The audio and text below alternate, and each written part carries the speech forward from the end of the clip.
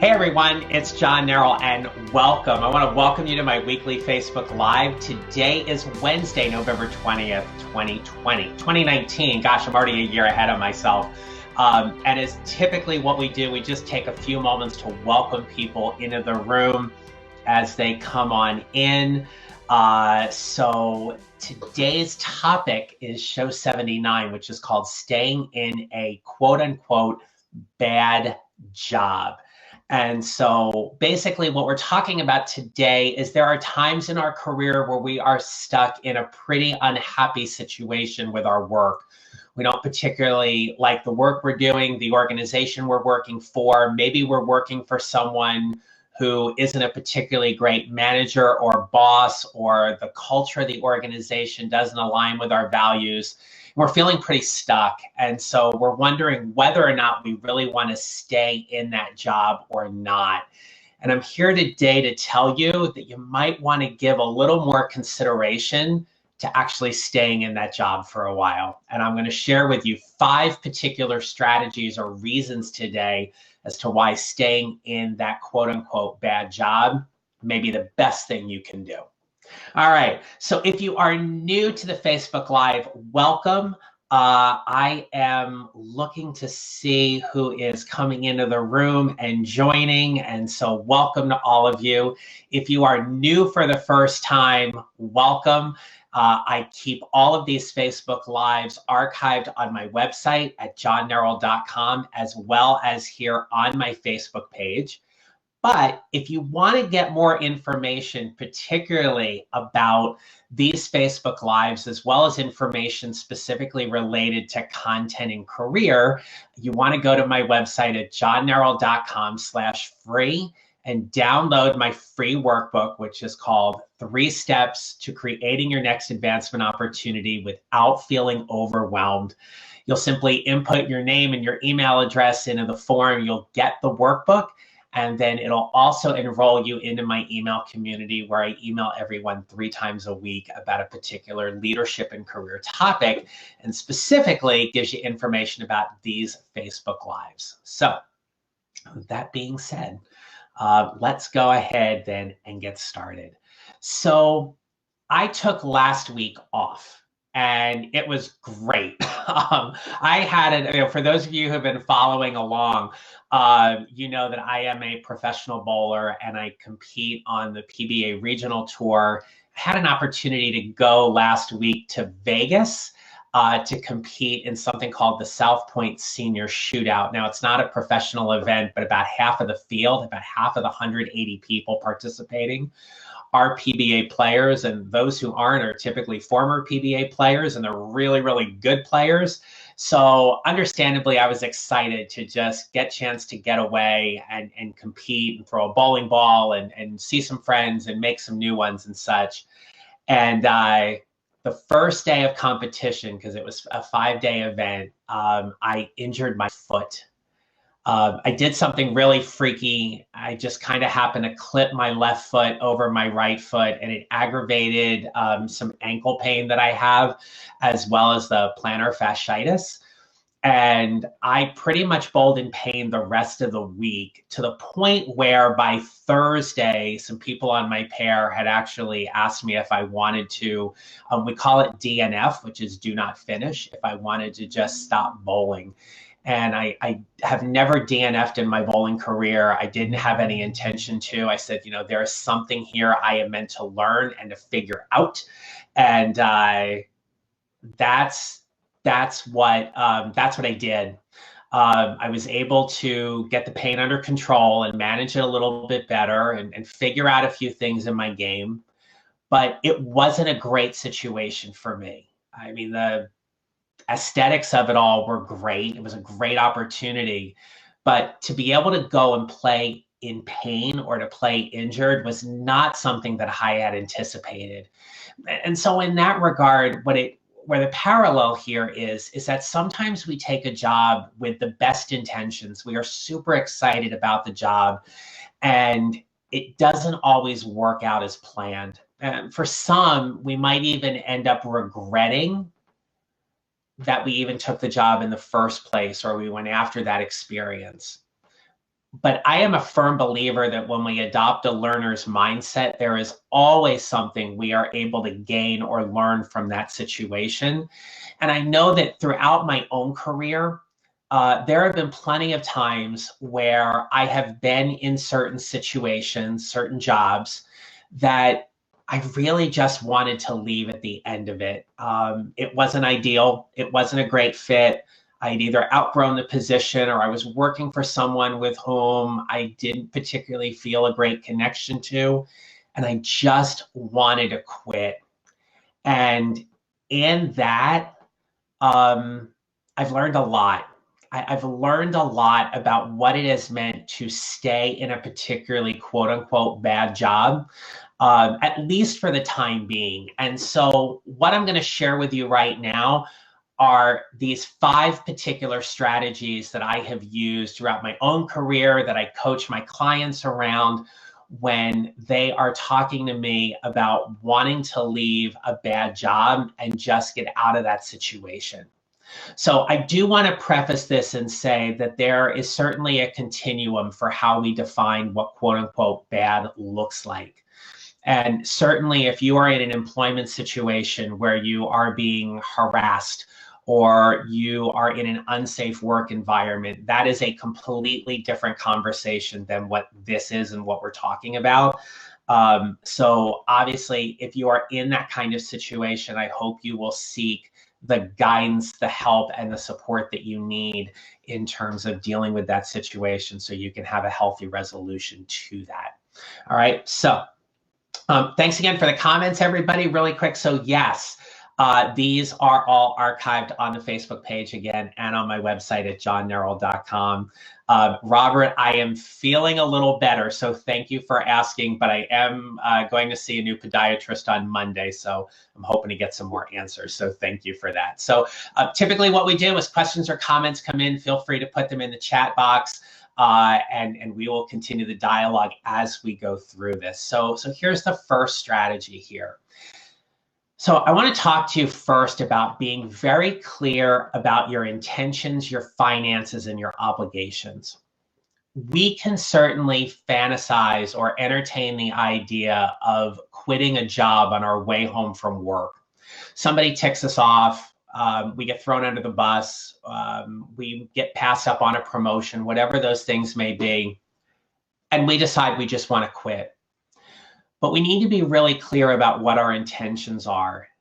Is that really what you want to do? Do you just want to go in the next day and be like, I'm out, I quit? Okay. You need to take a really hard look at your finances and your obligations, though, before you do that. You and if you share a life with somebody, your spouse, your significant other, your partner, whomever that may be, you need to take a really hard look at what the financial obligations are going to be if you were to pick up and leave your job, and then very simply not have that income being replaced until you find another job.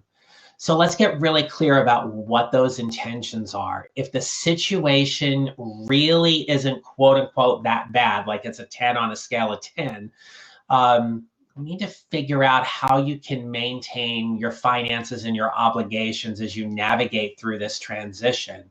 So you need to be really clear about what are your monthly expenses. If you were to lose one of those incomes, do you have savings to carry you through? How are you going to take care of your mortgage, your credit card bills, your car payment, your rent, food, clothing, all those kind of things? You need to be really, really clear about what those finances are before you actually go ahead and quit.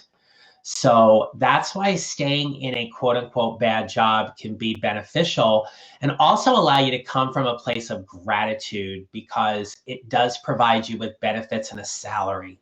So keep those things in mind as you think about whether or not staying in that job is really worth it to you. What are the intentions that you're waking up with each and every day about going into work? Do you wake up in the morning and say to yourself, I absolutely hate my job, period? Or do you say something like, I absolutely hate my job, comma, but I am grateful that I make a decent salary. I'm able to provide for my family. I'm able to take care of my obligations. And I also know that this is only temporary, that there is something else that's coming and I'm not stuck here for the rest of my life. So for right now, I can get through today. So that's the first thing. The second thing is about auditing your network. So there are people whom you know at varying degrees that are part of your professional network. You can download your contacts on LinkedIn and look at however many people you are connected with on LinkedIn and audit them in the sense of saying, who are the people that are a quality connection, someone whom I know pretty well, a past or a former colleague, maybe a current colleague, maybe someone with whom you've had previous conversations with about moving into a new job. And you want to audit that network and compile a much smaller list of people whom you want to reach out to and simply say, hey, here's what I do. Here's whom I help. Here's how I help them specifically. And I'm just wondering, how can I help you? Right? How can I help you either in your organization, or how can I help you with some of the work that you're doing? There comes a point in time where we go for the ask and we simply say, I am in a position where I'm looking for employment. Whom can you connect me to? That's okay to go ahead and ask for that as well when you have a connection that you've already established a prior relationship to. It's a little bit different if you don't know somebody really well and you start the conversation off with, hey, here's whom I help with what specifically, and I need a job. Can you get me one? That's not the best place to come from, especially if you don't know them really, really well. It comes across as being pretty needy and creepy, and that's not the way we want to show up. So audit your network to see who in there is a really, really good connection for you, and then start reaching out and making those conversations happen. See where they're at, tell them about your situation, what are you looking for? Part about how we show up, and it's the third step that I coach my clients around in terms of how they show up energetically and professionally, is to own where they're at. There is nothing wrong in saying, I'm not really happy in the job I'm in right now. Or to say, you know what, I've been in this company for X number of years, not really getting along well with my boss. We don't seem to gel. I'm a little bit unhappy or unmotivated with the work that I'm doing, and I'm looking for a change. There's nothing wrong in saying those kind of things. You're not saying anything bad about anyone or anything. You're simply taking ownership for where you are at. And that's a big component for how we show up. So as you're auditing your network, it's also an opportunity for you to own where you're at and simply see how you can utilize or leverage that connection to potentially give you a contact or a referral, or tell you about a job in their company, or point you to the career section on their website, or maybe even have a conversation with someone in HR and see if they can personally take a look at your resume. Just something to consider. Yeah, so JC, thanks, right? All right, okay, so the question here, JC, I'm gonna bring this up. I'm trying to play around with this new studio here. All right, here we go, thanks.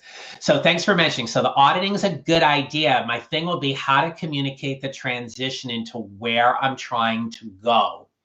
So again, this is about visioning where you see that next advancement opportunity being for you. Right? So for example, if you're looking to move into a particular field and you want to serve a particular population, client, organization, whatever that may be, that becomes part of your story and how you're communicating that when you talk about your transition. Okay, so the clearer you can be about what your transition is, and I love, I need a graphic for this that I can pop up, but like, so you've got like, let me do it this way, right? So no, you do it this way, yeah. So you've got like unhappy person here, you got happy person here, and then there's this arc, right? There's this arc to go from one to the other, right? So you're unhappy and you're kind of arcing over to where you're going to be happier or more satisfied in your job. That arc is your story.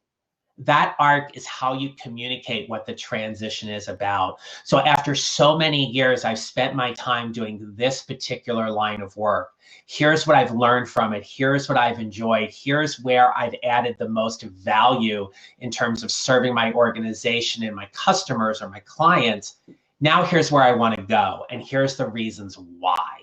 So that becomes part of the story for you. And hopefully that gives you some things to think about in terms of what that transition may actually look like. All right. Let me know, put a comment in there. Let me know if that's helpful for you. Okay.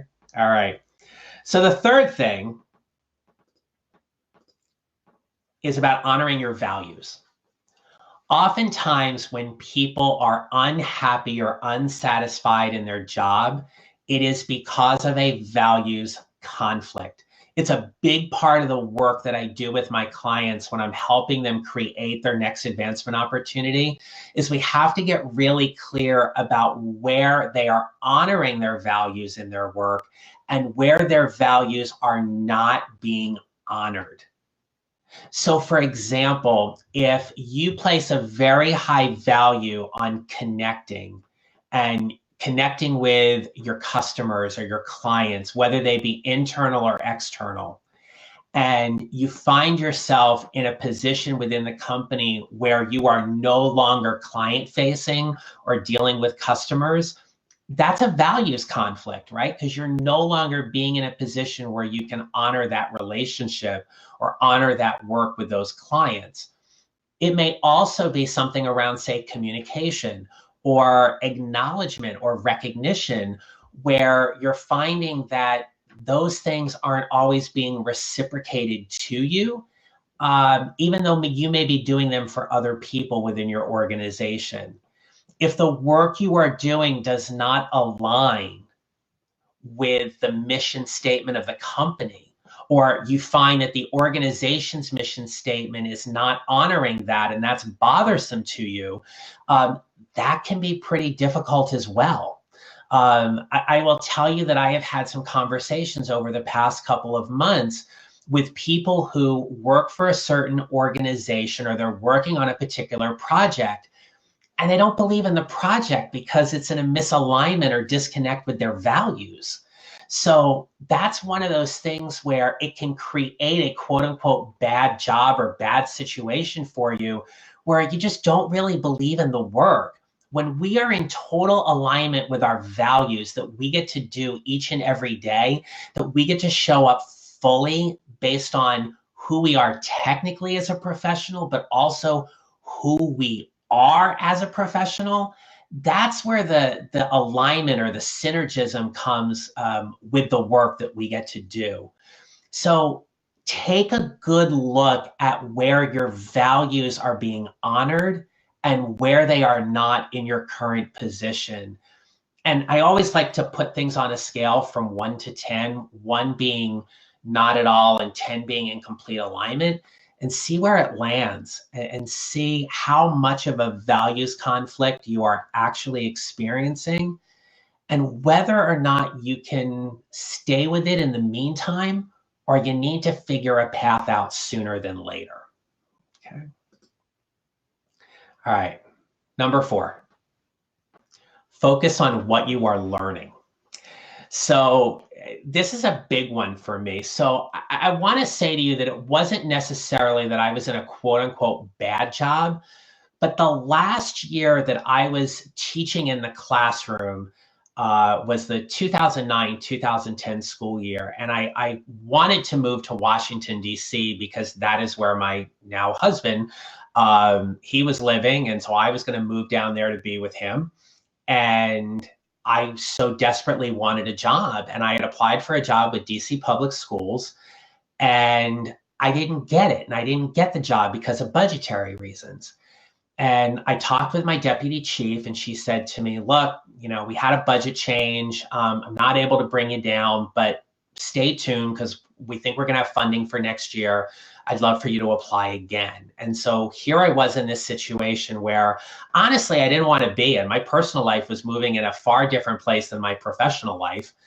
And I just remember looking at Richard and saying to him, there is something I am meant to learn here. And that was my focus the entire year as I was actively creating my next advancement opportunity was, what do I get to learn here? And days when I was just unmotivated to go into work and I would just wake up or I'd be in the car and I'd say to myself, what do you get to learn today? And what I found in that year was a year of what I like to refer to as exponential growth. I was spending so much time focusing on the coaching relationships I was having in my district, the union work that I was doing, and the relationships I was having between administration and other union members and how I was advocating for them. I got really, really good about finding my leadership voice and my leadership presence in terms of my role as a department coordinator and also as a union co-president. There were so many things that I got to learn that year that I truly believe had I not adopted that mindset, I would have missed out on a lot. And so here's what I'm saying to you. Even though you're in a not ideal situation, there is still something you are meant to learn, whatever that is. And so I challenge you and I invite you each day to go in with a mindset that asks yourself, what do I get to learn today? And be open to receiving whatever opportunities or experiences come from. Maybe it's a chance for you to build a better relationship with someone or get to know someone differently on your team, to learn a new skill, to work on a new project, whatever that may be. When we come from a place, when we show up from a place that there is something I am meant to learn, we honor the W. The W is we welcome new opportunities. Because that very thing that you may learn in that time frame, for me, it was in that year, may dramatically shift what the path is for your career moving forward. For me, that was a defining year in my career because what I learned in that year has set me up for the next 9 years that have come after it. So I invite you to really think about what learning looks like for you in this moment. All right, let's take a comment here. So JC, back to you. Is it the same as when the organization's total mission doesn't line up with your personal mission? Yes, right. So it can be very challenging or difficult when your personal values don't align with an organization's mission. So for example, let's say that the organization's focus is on providing energy or fuel resources for the world. But your personal mission is more about a green initiative and recycling and conservation, and you don't see the company moving specifically in that direction as much as you would like, that's a values disconnect. And so it's important to see exactly how much of a divide that is, and whether or not you can really work in it and through it until you find something else. So something like that. So that's a good point there, right? So it definitely works both ways, but it is important to honor your values in that process. And if those values are not being met or they're not in alignment with the organization, then it might be something to consider, right? Okay, thank you for that. All right, lastly, here's the last one. So after you've focused on your learning, focus on your next advancement opportunity. Focus on creating whatever your next advancement opportunity is. So even though you may be in a situation that's not ideal, when you are actively focusing on creating whatever is next for your career, you are always moving toward that goal. So for some of my clients, what we often will do is we will start seeing what kind of small steps they want to take. Now, this may be going to a networking event or updating their resume or tweaking their LinkedIn profile a little bit or having informational interviews, exploring what another company or another career may actually look like. But as long as you are focusing on creating your next advancement opportunity, you are taking steps toward progress in moving toward whatever is next. And that's important. That is where you get a little bit of hope. You get a little bit of vision in terms of realizing that the situation you are currently in is only temporary.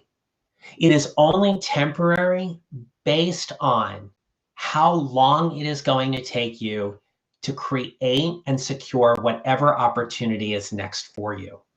There's no judgment and there's no timeline.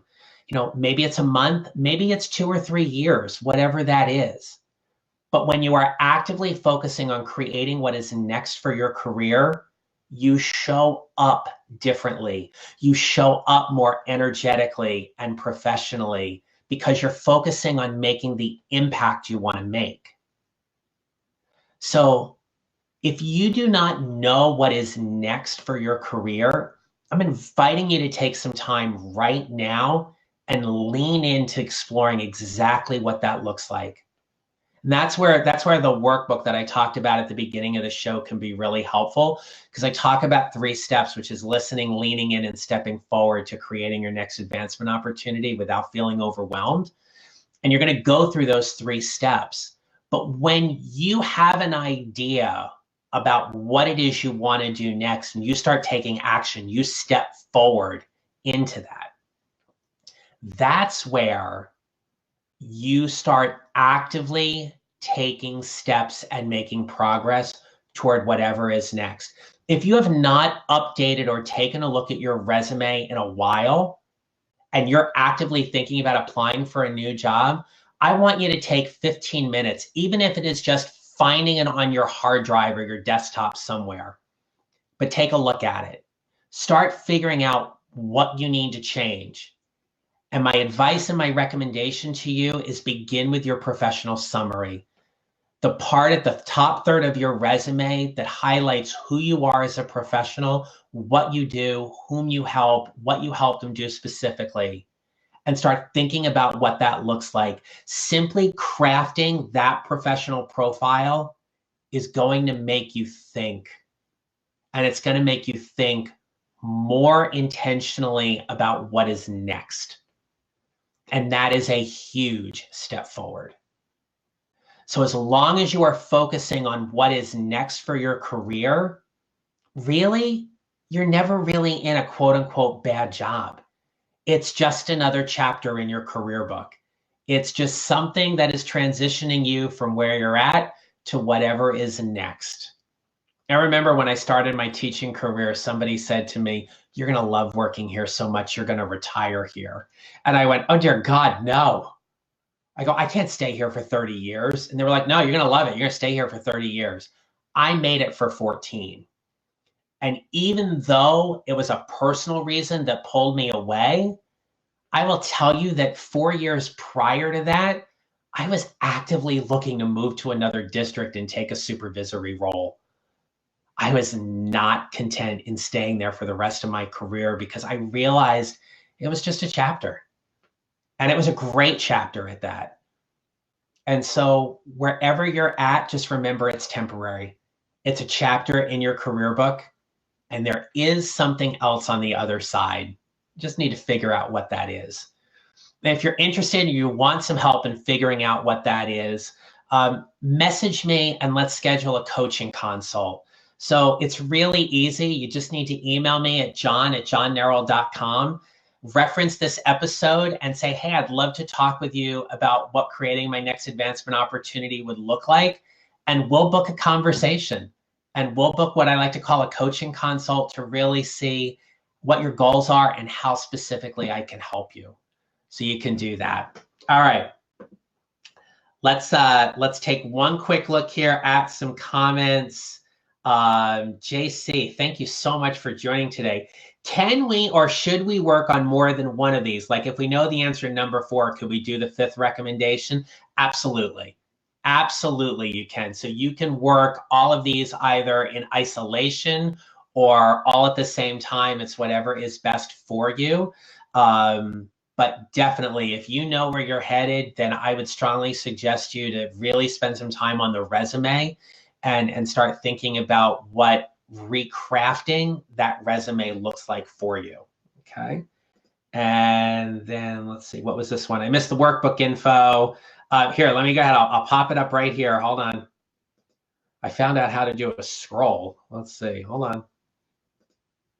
There we go. Got it at the bottom of the screen. I'm being all tech today. It's great. So there's the workbook. You just go to my website at johnnerrell.com/free. And JC, if I think you may already, I think you are. You're already on my email list. So so if you don't have the workbook, message me and I'll just send it to you. So just shoot me another email and let me know about that. Okay. All right. So I think we got all the comments today. Thank you so much for joining, everybody. If you liked today, you found it useful or helpful, this will be up on YouTube. Go ahead and click the like and subscribe button so you can get notified about when other episodes are dropping. I will be back with you next week on Wednesday for another Facebook Live. We're going to celebrate show number 80. Hard to believe, but we're going to celebrate show number 80 as we get ready for Thanksgiving and start to welcome the holidays. So I hope you spend a little time with me next Wednesday. If not, catch the replay. Again, thank you so much for joining. I hope today was really helpful for you, and I look forward to seeing you next week. So have a great rest of the day and be safe. Thanks so much. Bye-bye.